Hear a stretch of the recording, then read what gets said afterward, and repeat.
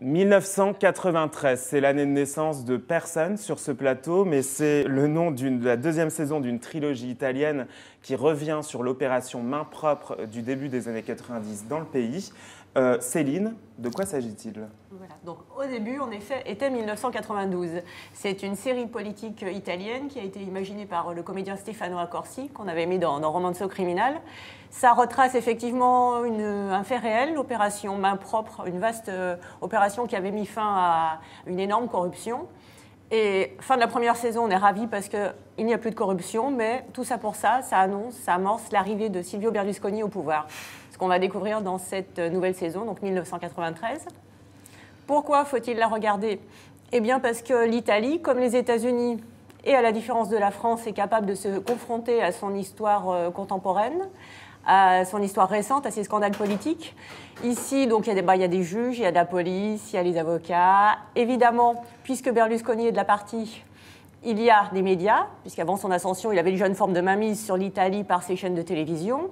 Et qui dit Italie, qui dit Berlusconi, dit sexe, joli pépé, bimbo et starlette de la télévision.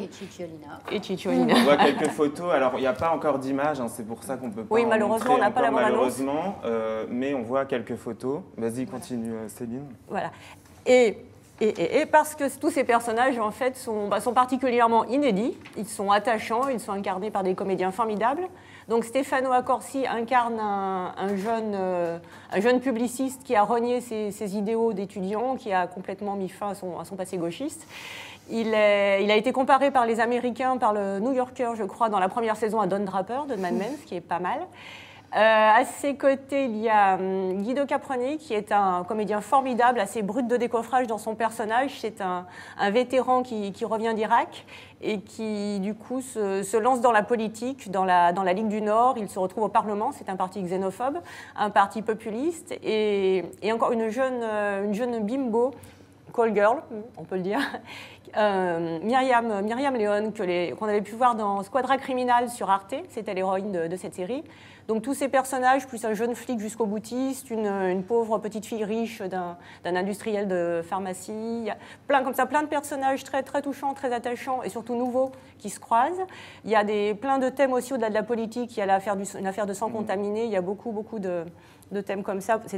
Et ce qui fait enfin là toute cette série, c'est que c'est exotique d'une certaine façon de se retrouver en Italie, entre Milan et Rome, des villes qui sont très très bien filmées. On n'a pas forcément l'habitude de les voir autant à la télé, elles sont moins représentées. Ouais. Et c'est aussi une belle façon de rendre hommage aux nouvelles séries italiennes qui ne manquent pas d'originalité et de force, comme The Young Pop, qu'on doit aussi à la chaîne Sky. Que tu avais bien aimé avec Jude Law. C'était pas bien ça. On en reparlera. On en avait parlé pour ma première émission, je crois. Mais donc, voilà. 1993, tu conseilles. Foncez, c'est donc le 5 décembre, voilà, sur OCS. Sur OCS. C'est passionnant et c'est nouveau, ça fait du bien.